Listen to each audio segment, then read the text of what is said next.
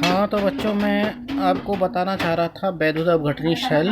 वैद्युत अपघटन वैद्युत अपघटन और गैल्वेनिक सेल में थोड़ा सा अंतर होता है।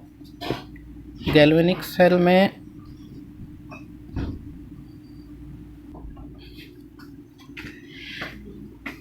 सेल में एनोड हमारे पास जिंक का था और एनोड पर ऋणात्मक आवेश होता है, जबकि कैथोड पर धनात्मक आवेश होता है और कैथोड वहाँ पे कॉपर का बना होता है। और गैल्वेनिक सेल में मैंने एक शब्द आपको बताया था, लोन का मतलब था लेफ्ट साइड का जो इलेक्ट्रोड होगा वो एनोड होगा, और उस पर ऑक्सीडेशन का मतलब है कि उस पर ऑक्सीकरण होगा, और एन का मतलब है नेगेटिव। तो नेगेटिव का मतलब है कि एनोड पर ऋणावेश होगा। वहाँ पे जिंक इलेक्ट्रोड के द्वारा अपने इलेक्ट्रॉन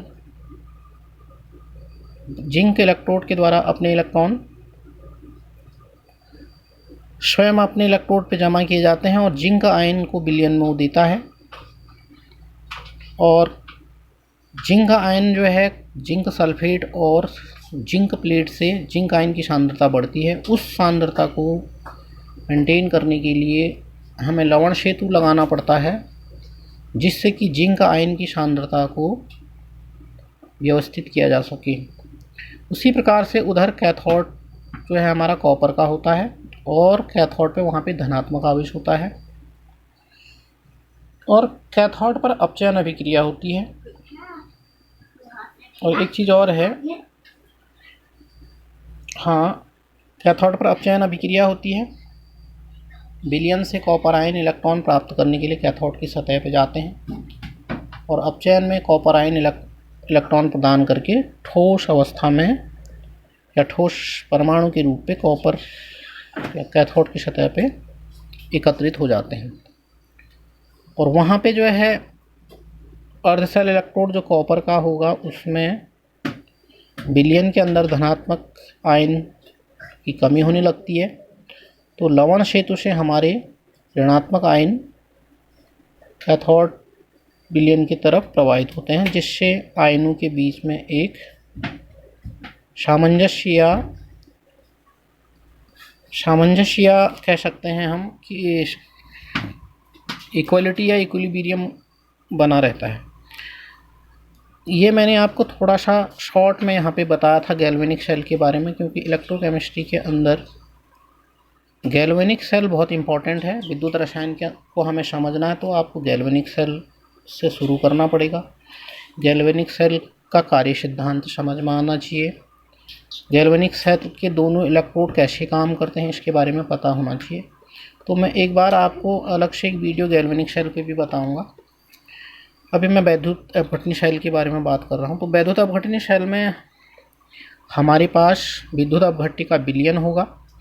जैसे हम यहाँ पे कॉपर सल्फेट का विलयन यूज़ कर सकते हैं, CuSO4। उस विलयन में हम 2 इलेक्ट्रोड लगाएंगे। इलेक्ट्रोड मीन्स उसमें एनोड और कैथोड आ जाएंगे, और दोनों इलेक्ट्रोडों को हम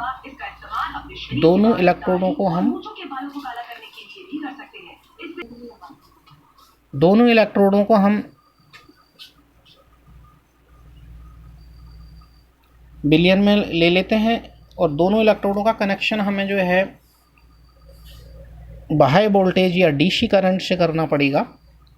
इसमें ध्यान देने वाली ये बात होगी कि जो इलेक्ट्रोड हमारा DC या दिष्ट धारा या डायरेक्ट करंट के पॉजिटिव टर्मिनल से जुड़ा होगा वो हमारा एनोड होगा। पॉजिटिव टर्मिनल का मतलब है धन सिरे से जो जुड़ा होगा, वोल्टेज के स्रोत के जो बैटरी के जो धन टर्मिनल से जुड़ा होगा एनोड होगा, और जो ऋणात्मक टर्मिनल से जुड़ा होगा वो कैथोड होगा। यहाँ पे कॉपर सल्फेट का अगर मैं उदाहरण लेता हूँ, तो कॉपर सल्फेट विलयन में हमें 2 प्रकार के आयन विलयन में उत्पन्न होने चाहिए। एक तो कॉपर सल्फेट के द्वारा Cu+2 आयन होंगे, Cu+2 आयन उत्पन्न होते हैं। दूसरे होते हैं हमारे SO4 सल्फेट -2 आयन। तो जैसे कि हम यहाँ पे कह रहे हैं कि एनोड पर धनात्मक आवेश होगा, कैथोड पर जो है यहाँ पे ऋणात्मक आवेश होता है। और विद्युत अपघटनी सेल में जो है बाह्य बोल्ट से करंट हम प्रोवाइड करते हैं, जबकि गैल्वेनिक शेल में विद्युत रासायनिक क्रिया के द्वारा ही स्वतः विद्युत धारा उत्पन्न होती है, जिसे वोल्ट मीटर से नापा जाता है। तो यहाँ पे हमें बाह्य वोल्टेज से बिलियन में विद्युत प्रोवाइड करनी होती है। तो कैथोड पे जो है यहाँ पे ऋणात्मक आवेश होगा और एनोड पर धनात्मक आवेश। तो कैथोड की जो ऋणात्मक आवेश है कैथोड का, उसका मतलब है कैथोड पर इलेक्ट्रॉन की अधिकता होगी, इसलिए कैथोड पर ऋणात्मक आवेश होगा। एनोड पर इलेक्ट्रॉन की कमी होगी, तो इसलिए एनोड के ऊपर धनात्मक आवेश होगा। तो बिलियन में जो हमारे आयन उत्पन्न हुए हैं, जैसे हमारे कॉपर धनायन है, कॉपर धनायन की टेंडेंसी टू गेन इलेक्ट्रॉन की होगी, मतलब कॉपर आयन इलेक्ट्रॉन प्रदान करने के लिए दोनों इलेक्ट्रोड में से नेगेटिव इलेक्ट्रोड को चुनेंगे, क्योंकि उनमें इलेक्ट्रॉन की कमी है, मतलब उनमें डेफिशिएंसी ऑफ इलेक्ट्रॉन है, इलेक्ट्रॉन की कमी है। तो Cu+2 आयन कैथोड की सतह से इलेक्ट्रॉन प्राप्त करेंगे। यहाँ पे 2 मोल इलेक्ट्रॉन प्राप्त कर रहा है, ये आपका 1 मोल कॉपर आयन 2 मोल इलेक्ट्रॉन प्राप्त करके ये आपका अपचयन इसका हो रहा है कॉपर ठोस में, यानी कि कैथोड की सतह पर कॉपर आयन डिपॉजिट होगा या जमा होगा। इसी प्रकार से हमारा जल भी आयन्स में डिसोशिएट हो जाएगा। डिसोशिएट का मतलब वियोजित हो जाएगा। जल 2 प्रकार के आयनों में यहाँ पे टूटेगा, H धनायन और OH ऋणायन। तो H2O के मॉलिक्यूल्स, H2O के अणु जो है कैथोड की सतह पर टकराएंगे। टकराने के बाद वो इलेक्ट्रॉन गेन करेंगे, गेन करने के पश्चात उनका वियोजन होगा H2 और 2OH ऋणायन में जो जलमाएंगे। H2 गैस ऊपर रिलीज हो जाएगी, OH ऋणायन भी हमारी जो है बिलियन में उत्पन्न होंगे। अब दूसरी सतह पे हमारा जो आयन जाएंगे, तो कैथोड की सतह पे इलेक्ट्रॉन गेन कर रहा है हमारा Cr+2 आयन इलेक्ट्रॉन प्राप्त कर रहे हैं या ग्रहण कर रहे हैं। तो इलेक्ट्रॉन किसी आयन्स के परमाणु के किसी आयन द्वारा इलेक्ट्रॉन ग्रहण करने की क्रिया क्या कहलाएगी, हमारी अपचयन कहलाएगी। तो कैथोड पर यहाँ अपचयन होगा, इस चीज़ को आप ध्यान देंगे। अब आता है एनोड। एनोड पर हमारे पास ऑक्सीकरण होगा।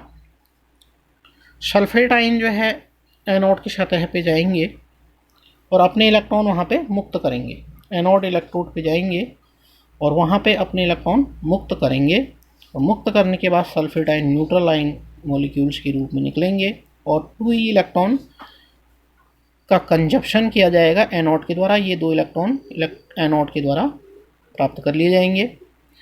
इसी प्रकार H2O के मॉलिक्यूल्स भी जो है एनोड की सतह से टकरा के आयन्स में वियोजित हो जाएगा। ये O2 गैस का एक मॉलिक्यूल से निकलेगा। आधा मॉलिक्यूल का मतलब एक परमाणु होगा, तो ये संतुलित करने के लिए हमने कर रखा है। और 2 हाइड्रोजन आयन बिलियन में उत्पन्न होंगे, साथ में 2 मोल इलेक्ट्रॉन उत्पन्न होंगे। तो इस तरीके से जो है हमारा वैद्युत अपघटनी शेल का कार्य सिद्धांत तो होगा। यहाँ पे जैसे मैंने आपको चित्र में दिखा भी रखा है, ये हमारा वैद्युत अपघटनी शेल है। वैद्युत अपघटनी शेल या इलेक्ट्रोलिटिक शेल कहते हैं हम।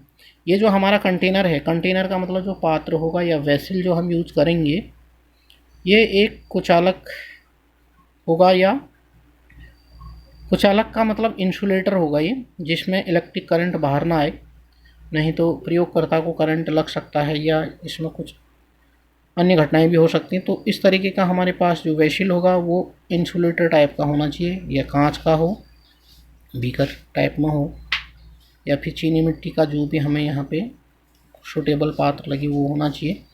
एनोड जो है यहाँ पे एक अशुद्ध धातु का एनोड होगा, और यहाँ पे जो कैथोड है ये शुद्ध धातु का कैथोड लिया जाता है। यहाँ पे हमने जो विद्युत अपघट्य पदार्थ ले लिया, विद्युत अपघट्य हमारा वो है जो इलेक्ट्रिक करंट प्रवाहित करने के पश्चात आयन्स में डिसोशिएट हो जाए, आयनों में टूट जाए, वो हमारा विद्युत अपघट्य पदार्थ कहलाता है। तो इस प्रकार से ये हमारा विद्युत अपघट्य का सॉल्यूशन यहाँ पे ले लेंगे, बिलियन ले लेंगे, और इस पूरी प्रोसेस को हम कहते हैं विद्युत अपघटन। ये पूरी प्रक्रिया जो कहलाएगी वो विद्युत अपघटन कहलाती है। यहाँ पर बच्चों ध्यान देने वाली बात है, ये थोड़ा ये लाइन जो है हमारी ऊपर हो गई है, जो मैंने शब्द लिखा है, इसी प्रकार विलयन में से ऋणायन गति करते हुए अपने इलेक्ट्रॉन एनोड को प्रदान करते हैं। तो ये अभिक्रिया जो लिखी गई है ये एनोड के लिए लिखी गई है, जो आपको यहाँ लिखाया गया है। इसी प्रकार ये आपने ऊपर लिख दिया होगा, तो चाहें तो आप इसको थोड़ा नीचे लिख देंगे, एनोड पर ऑक्सीकरण, यहाँ हेडिंग डाल देंगे तो ज़्यादा अच्छा रहेगा। वैसे गलत तो नहीं है लेकिन ये होना चाहिए इसी के अंदर। तो यहाँ पे होगा कि विलयन से ऋणायन गति करते हुए अपने इलेक्ट्रॉन एनोड को प्रदान करता है और यह ऑक्सीकरण कहलाता है। तो ये एनोड शेल के अंदर आना चाहिए, गलत नहीं है, सही, लेकिन ये जो है थोड़ा इसके हेडिंग के नीचे आ जाता तो ज़्यादा बेटर होता। तो ये आपका वैद्युत शेल का कार्य सिद्धांत है, ये आपको समझ में आ गया होगा। बाकी मैं आपको इसी प्रकार छोटे छोटे वीडियो बनाते हुए समझाते रहूँगा।